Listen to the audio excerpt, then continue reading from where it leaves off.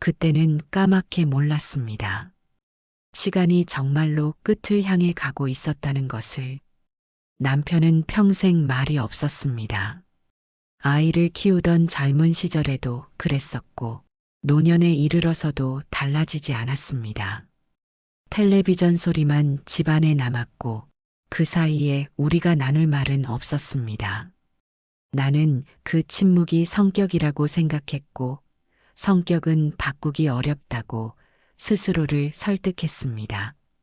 그렇게 말이 없는 삶에 익숙해졌고, 익숙해진다는 이유로 더 묻지 않게 되었습니다.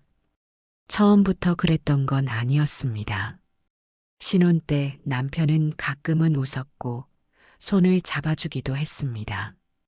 나는 그게 조용한 성품이려니 생각했고 시간이 지나면 말문이 트일 거라고 믿었습니다. 그러나 세월이 흘러도 남편의 말은 늘지 않았습니다. 결혼 첫 해 겨울이었습니다. 눈이 많이 내린 날 남편은 새벽부터 일어나 집 앞에 눈을 치웠습니다. 내가 일어났을 때는 이미 깨끗하게 정리되어 있었습니다. 고맙다고 말했더니 남편은 그냥 고개만 끄덕였습니다.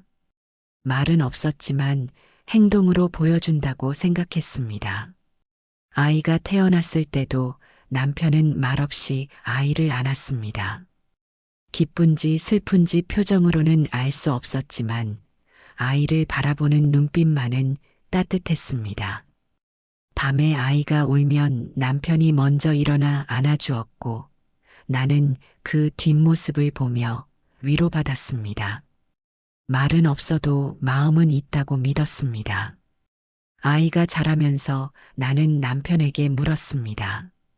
학교는 어디로 보낼지, 학원은 어떻게 할지, 아이의 미래를 어떻게 준비할지를 물었습니다. 남편은 늘 짧게 대답했습니다. 내 생각대로 하라고, 내가 알아서 하면 된다고 말했습니다. 나는 그 말이 신뢰라고 생각했지만 가끔은 무관심처럼 느껴지기도 했습니다.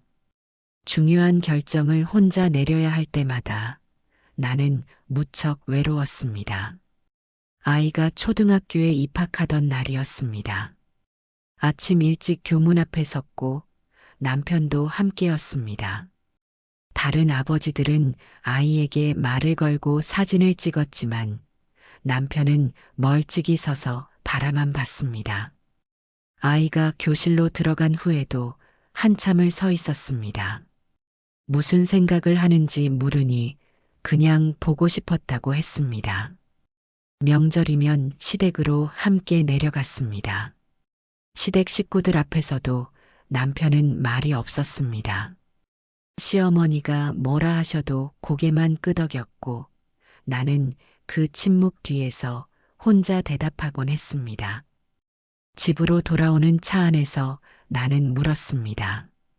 왜 아무 말도 안 하느냐고, 나 혼자 대답하게 두느냐고 물었습니다. 남편은 미안하다고만 했습니다. 그 미안하다는 말도 작은 목소리였습니다. 밤마다 나는 남편 옆에 누워 천장을 바라봤습니다.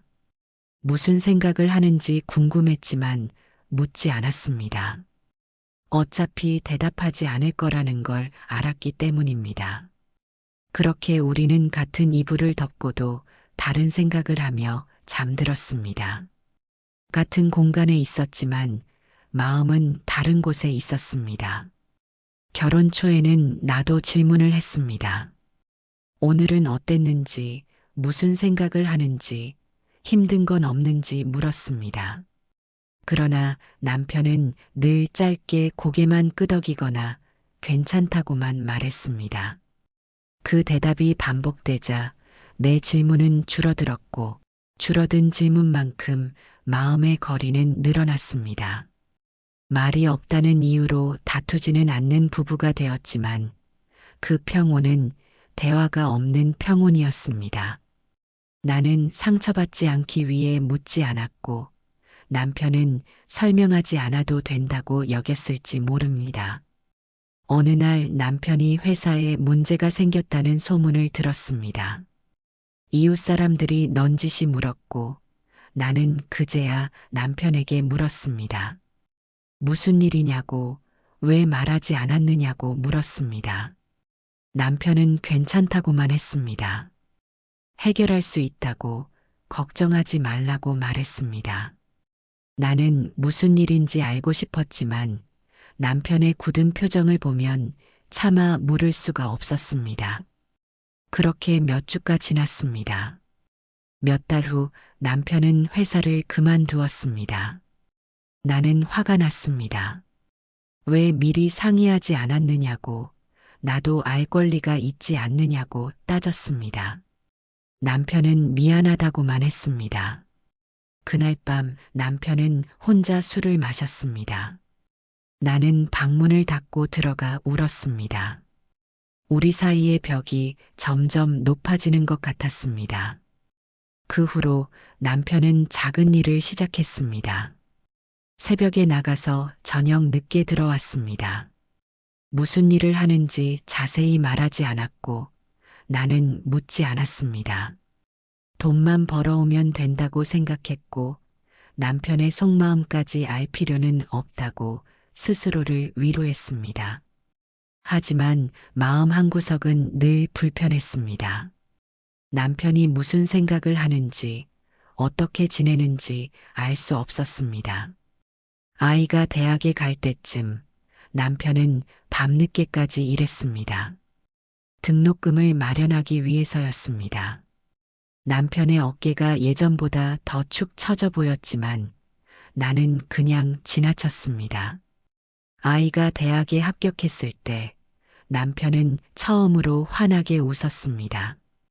그 웃음을 본 건 정말 오랜만이었습니다. 우리는 그날 밤 오랜만에 함께 술을 마셨습니다.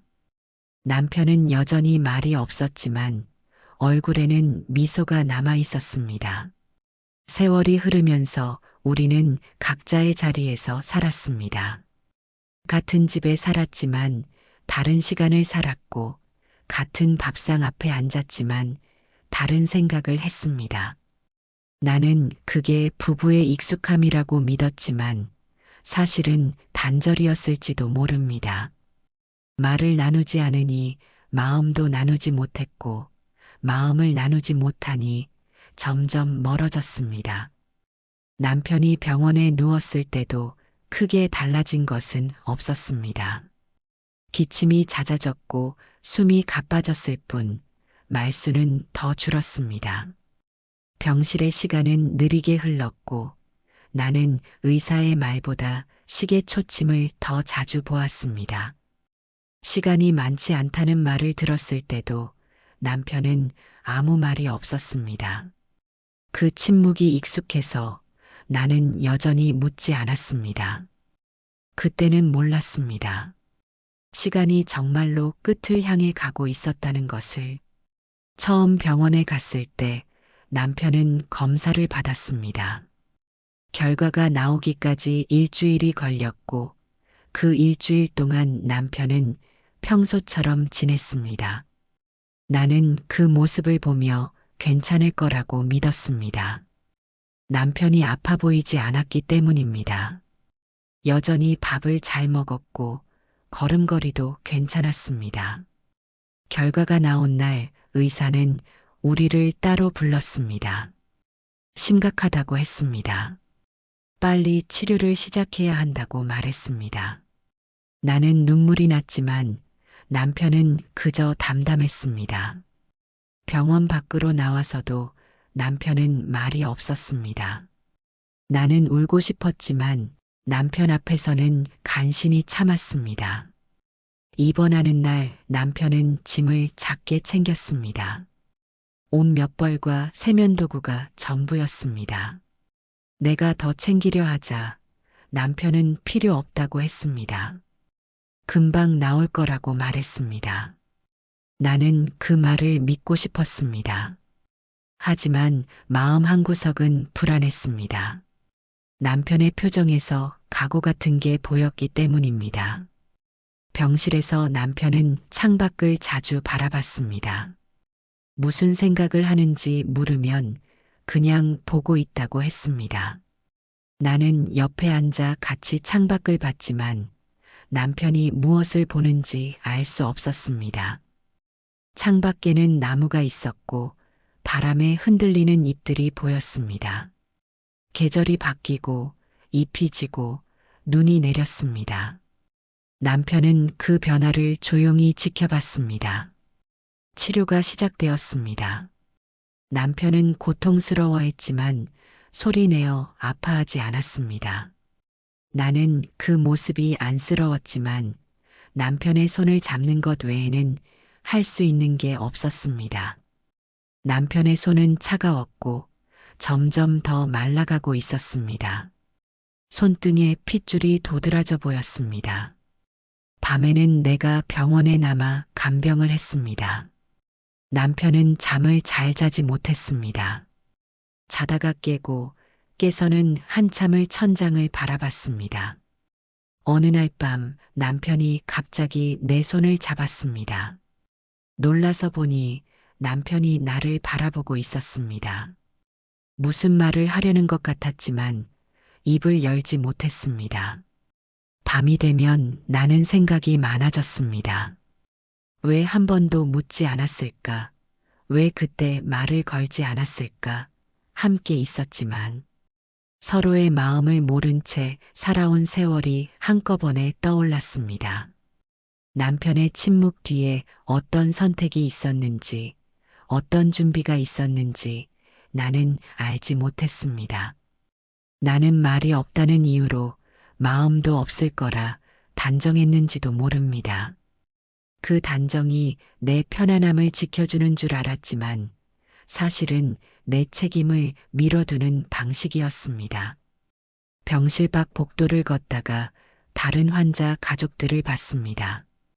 서로 이야기를 나누고 웃고 손을 잡고 있었습니다. 나는 우리도 저랬으면 좋았겠다고 생각했습니다.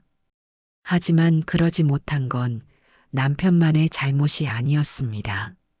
우리는 서로에게 익숙해지는 것으로 만족했습니다. 더 깊이 알려고 하지 않았습니다.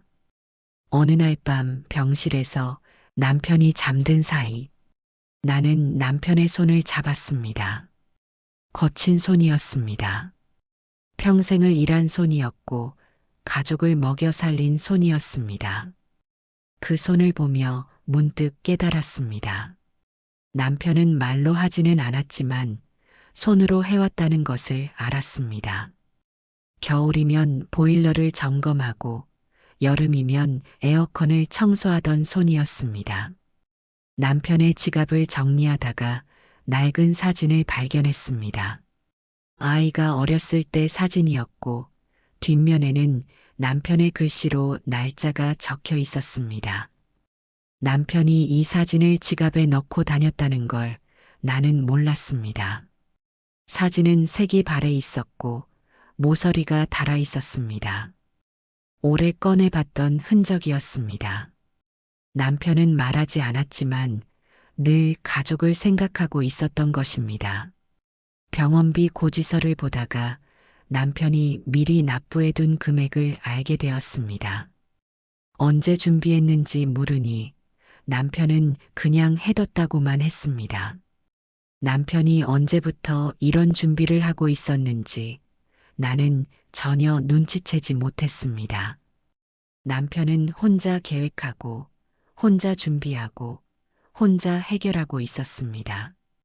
아들이 병문안을 왔을 때 남편은 아들에게 말했습니다. 엄마를 잘 모셔야 한다고, 효도하라고 짧게 말했습니다. 아들은 울먹이며 알겠다고 대답했습니다. 나는 그 모습을 쳐다보며 가슴이 먹먹했습니다. 남편이 내게는 말하지 않았지만 아들에게는 당부를 남기고 있었습니다. 자신이 떠나고 난 후의 일까지 생각하고 있었습니다. 어느 날 남편이 말했습니다. 평생 미안했다고, 말을 잘 못해서 정말 미안했다고 말했습니다. 남편이 이런 말을 한 건 처음이었습니다.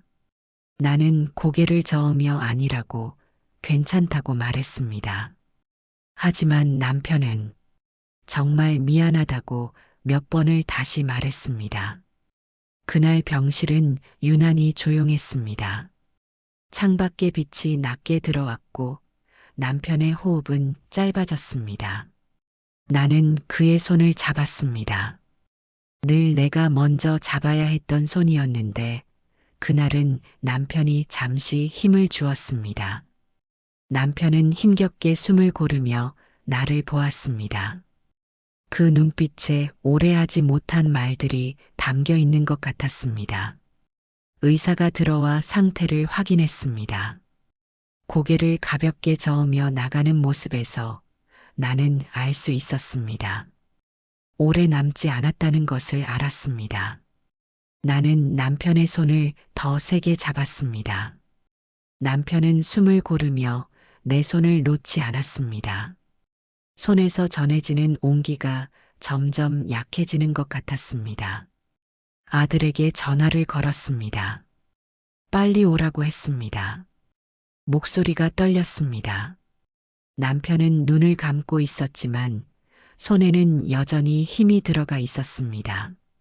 나를 놓지 않으려는 힘이었습니다. 정막 속에서 시계 초침 소리만 들렸습니다. 그 소리가 유난히 크게 들렸습니다. 남편이 눈을 떴습니다. 나를 보며 입을 열었습니다. 무슨 말을 하려는지 알 수 없었지만 나는 귀를 가까이 댔습니다. 남편의 숨소리가 들렸습니다. 가쁘고 힘든 숨소리였습니다. 통장도 집도 전부 당신 앞으로 돌려놨어. 그 말은 길지 않았습니다. 설명도 없었습니다. 그저 사실을 말하듯 던진 한 문장이었습니다. 나는 그 말을 이해하지 못한 채 고개만 끄덕였습니다. 왜 지금 이런 말을 하는지, 무슨 뜻인지 묻지 못했습니다. 남편은 미소를 지었습니다. 희미했지만 분명한 미소였습니다. 그 미소를 본 건 정말 오래만이었습니다. 언제 마지막으로 남편이 웃는 걸 봤는지 기억나지 않았습니다. 남편이 다시 입을 열었습니다. 여보, 당신이 너무 고생 많았소. 평생 듣고 싶었던 말이었습니다. 나는 고개를 저었습니다. 당신이 더 고생했다고 말하고 싶었지만 목이 메어 말이 나오지 않았습니다. 나는 남편의 손을 놓지 않았습니다. 그 손의 온기를 느끼며 나는 기도했습니다. 조금만 더 있어 달라고, 조금만 더 함께 하자고 기도했습니다. 하지만 시간은 멈춰주지 않았습니다. 아들이 병실 문을 열고 들어왔습니다. 아버지라고 부르며 달려왔습니다. 아들은 남편의 다른 손을 잡았습니다. 남편은 아들을 보며 또다시 미소를 지었습니다. 약한 미소였지만 따뜻했습니다. 우리는 셋이서 그렇게 있었습니다. 말은 없었지만 그 침묵은 따뜻했습니다. 처음으로 느끼는 따뜻한 침묵이었습니다. 남편의 숨소리가 점점 작아졌습니다. 나는 남편의 이름을 불렀습니다. 그 순간 남편이 눈을 감았습니다. 마지막까지 우리 손을 잡고 있다가 말없이 조용히 떠났습니다. 장례가 끝나고 집에 돌아와 서류를 정리하면서야 말의 무게가 돌아왔습니다. 통장을 확인하고 등기를 확인하고 이름이 적힌 서류를 마주할 때마다 숨이 막혔습니다. 남편은 말하지 않았지만 준비하고 있었습니다. 나는 그제야 알았습니다. 침묵은 무관심이 아니라 방식이었을지도 모른다는 것을, 말로 하지 않는 대신 책임으로 남기려 했다는 것을 알았습니다. 통장은 이미 내 이름으로 바뀌어 있었습니다. 언제 했는지 확인하니 병원에 입원하기 한 달 전이었습니다. 남편은 그때 이미 알고 있었던 것입니다. 자신의 시간이 얼마 남지 않았다는 것을 알고 미리 준비해 두었던 것입니다. 나에게는 한마디도 하지 않고 말입니다. 집 등기부등본을 확인했습니다. 공동 명의였던 집이 내 단독 명의로 바뀌어 있었습니다. 증여세까지 미리 납부되어 있었습니다. 남편이 언제 이 모든 걸 준비했는지 나는 전혀 몰랐습니다. 남편은 혼자 은행에 가고 법무사를 찾아가고 서류를 정리했을 것입니다. 나에게는 한마디도 하지 않고 말입니다. 보험 증서를 정리하다가 남편이 가입해둔 보험을 발견했습니다. 수익자는 나였고 아들이었습니다. 남편은 자신을 위한 보험은 하나도 없었습니다. 모두가 가족을 위한 것이었습니다. 보험료를 얼마나 오래 냈는지 확인하니 20년이 넘었습니다. 남편은 20년 동안 묵묵히 보험료를 내고 있었습니다. 매달 빠짐없이 말없이 내고 있었습니다. 책상 서랍을 정리하다가 봉투 하나를 발견했습니다. 봉투 안에는 편지가 들어 있었습니다. 남편의 글씨였습니다. 말로 하지 못해서 미안합니다, 여보. 당신과 아들을 온 마음으로 사랑합니다. 그 짧은 문장을 읽으며 나는 한참을 울었습니다. 남편은 평생 사랑한다는 말을 하지 못했지만 편지로 남겨두었습니다. 글씨가 떨려 있었습니다. 울면서 썼을 것 같았습니다. 남편의 옷을 정리하다가 주머니에서 작은 메모를 발견했습니다. 내 생일 날짜가 적혀 있었고 아들 생일 날짜가 적혀 있었습니다. 결혼기념일 날짜도 적혀 있었습니다. 남편은 잊지 않으려고 메모를 해두었던 것입니다. 한 번도 축하한다는 말을 하지 않았지만 잊지 않고 있었습니다. 마음속으로 기억하고 있었습니다. 서랍 깊숙한 곳에서 낡은 종이를 발견했습니다. 결혼 서약서였습니다. 남편이 보관하고 있었던 것입니다. 종이는 누렇게 변해 있었고 글씨는 발해 있었지만 남편은 그걸 버리지 않고 간직하고 있었습니다. 나는 늦게서야 이해했습니다. 말하지 못한 마음도 인연으로 남고 선택은 말보다 오래 남는다는 것을 알았습니다. 부처님 말씀에 집착은 말에 있지 않고 마음을 놓지 못하는 데 있다고 했습니다. 나는 말이 없다는 이유로 마음까지 없다고 여겼던 나 자신의 집착을 내려놓습니다. 남편은 떠났지만 남편이 남긴 것들은 여전히 내 곁에 있습니다. 정리된 통장, 내 이름으로 된 집, 그리고 편지 한 장. 그것들이 남편이 했던 말들이었습니다. 나는 이제야 들을 수 있습니다. 남편이 평생 하지 못했던 말들을 이제야 듣고 있습니다. 부처님 말씀에 인연은 말로만 이어지는 것이 아니라 마음으로 이어진다고 했습니다. 남편과 나는 말은 없었지만 마음은 이어져 있었습니다. 그 마음을 나는 늦게 알았지만 알게 되어 다행입니다. 남편이 떠나고 나서야 알게 된 것이 안타깝지만 모르고 지나치지 않은 것만으로도 감사합니다. 지금도 가끔 남편이 앉아있던 자리를 봅니다. 빈자리지만 비어있지 않습니다. 남편이 남긴 것들이 그 자리를 채우고 있습니다. 나는 그 자리 앞에 앉아 남편에게 말합니다. 고맙다고 사랑한다고 말합니다. 생전에 하지 못했던 말들을 이제라도 하고 있습니다. 남편의 사진 앞에 차 한 잔을 올려놓습니다. 남편이 좋아하던 차였습니다. 사진 속 남편은 웃고 있지 않지만 나는 이제 그 표정 뒤에 담긴 마음을 압니다. 말하지 않아도 사랑했다는 것을 표현하지 못했지만 늘 함께했다는 것을 압니다. 아침이면 남편이 앉았던 자리에 신문을 펼쳐 놓습니다. 그리고 차 한 잔을 그 옆에 놓습니다. 남편이 없지만 남편의 자리는 남아 있습니다. 말하지 못한 사랑도 사랑이며 표현하지 못한 마음도 마음입니다.